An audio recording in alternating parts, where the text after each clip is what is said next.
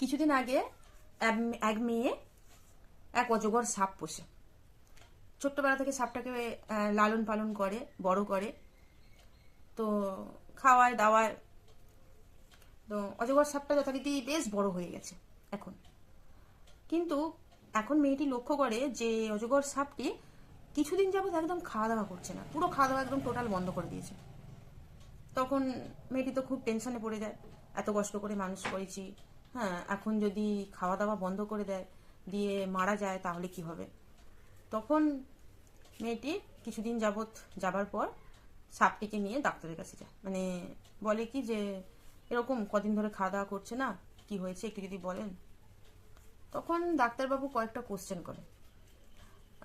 প্রথম কোশ্চেন ছিল এরকম যে সাপটি কি আপনার কাছে শোয়? তখন মেয়েটি বলে হ্যাঁ, সাপটি তো আমার কাছেই শোয়।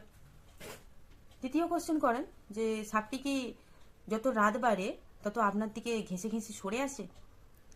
হ্যাঁ, যত রাত বাড়ে তত আমার দিকে ঘেঁষে ঘেঁষে আসে, একদম পুরো আমার গায়ের কাছে চলে আসে সরে সরে।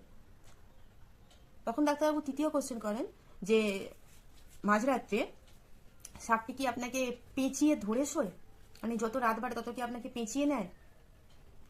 মানে তখন মেয়েটা অবাক হয়ে উত্তর দেয় যে হ্যাঁ, যত রাত বাড়ে তত আমাকে পেঁচাতে থাকে, ওর মধ্যে পেঁচিয়ে পাঁচিয়ে নিয়ে শোয়।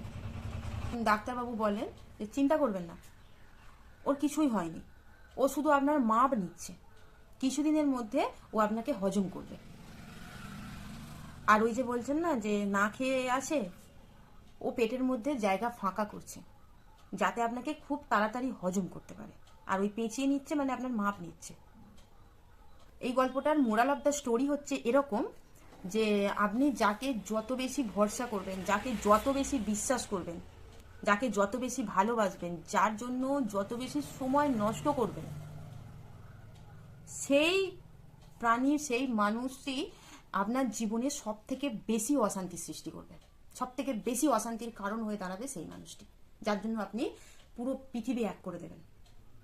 তো আগে নিজের কথা ভাবুন, নিজের জন্য করুন, আগে নিজের পায়ের তলার মাটি শক্ত করুন, তারপরে অন্যের কথা ভাবুন। আগে নিজের কথা ভাবুন। অন্যের মানে অন্যের ব্যবহারিক জিনিস হবার থেকে নিজেকে নিজে ব্যবহার করুন, এতে মনে হয় নিজের উপকার বেশি হবে।